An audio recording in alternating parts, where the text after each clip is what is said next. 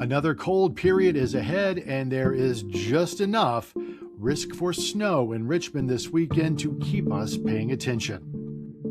In the short term, most of Wednesday evening will hold in the 40s. Then a wind shift in the middle of the night will drag colder air across the Appalachians and send Richmond down to near 30 degrees by daybreak Thursday. Another brief and light rain or snow shower might go through during the evening or overnight, but not much is expected from it. That northwest wind averages 10 to 20 miles an hour on Thursday, and the temperature holds nearly steady in the low 30s all day Thursday in Richmond, although a quick snow shower, again, might go through. Most of the time, we simply have sudden clouds to go along with that cold wind. Thursday evening, the wind backs off, the sky is clear, and the temperature dives through the 20s, likely into the upper teens by dawn Friday. Friday itself brings sun and more afternoon clouds. A healthy afternoon breeze returns, this time from the southwest, but it is only enough to get us to around 40 degrees. Saturday is a smidgen milder. That breeze remains from the southwest, and the afternoon will be well into the 40s with times of sun and clouds.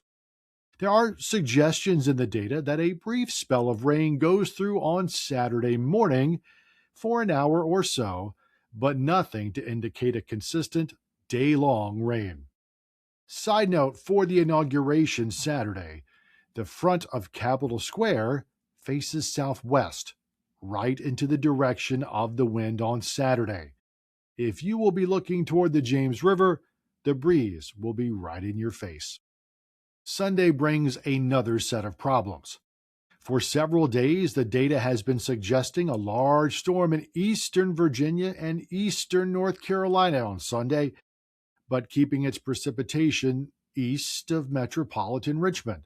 Another surge of cold air will bleed in from the west on Saturday night, making the temperature in Richmond sufficiently cold for snow if, and it's a big if, the storm nudges a few dozen miles further west on Sunday.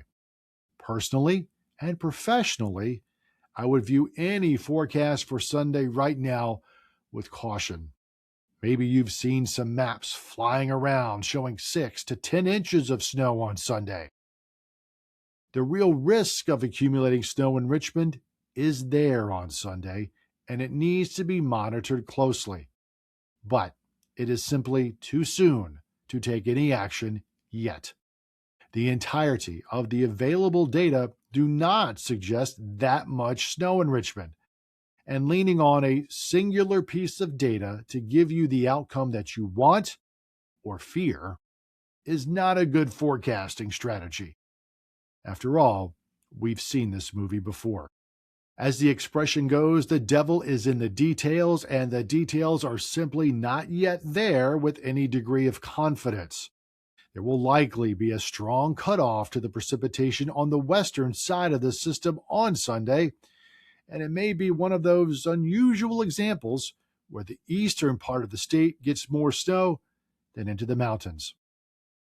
Having said all that, I am waiting until I see the data on Friday morning before I make any weekend decisions. As of Wednesday evening, the energy that will create the storm is still in the Canadian Rockies. There is time. Regardless of what happens on Sunday, a cold spell is going to anchor in Richmond to start next week. But no additional precipitation, rain, or snow is expected between Monday and Friday next week. Afternoons, Monday through Wednesday, will be in the 30s, then nudge into the 40s toward the end of the week. As mentioned a couple of weeks ago, Richmond had its 30th warmest year on record in 2025, even though 4 of the last 5 months of the year were cooler than average. March through June were warm enough to tilt the annual balance. The year was also wetter than average. Similarly, the last 5 months were drier than normal, but February through July were especially wet, more than enough to make up the difference. The global data from both NOAA in the United States and Copernicus in the European Union indicate that 2025 was the second or third warmest year in the global record, depending on how the core data sets are developed and how the numbers are run, as there is no singular perfect way to do the calculation. But even if the notes to this song are slightly different, the overall tune is the same. The nationwide temperature data has also come in, and 2025 was the fourth warmest year on record in the United States, as the area from the Front Range of the Rockies to the West Coast was especially warm. Going back to 1895, the 10 warmest years on record have all come since 2003, and the top 5 have come since 2012. And Virginia has only had 1 year cooler than the full 20th century average since 1998. So the climate is still warming, and widespread use of fossil fuels is the cause.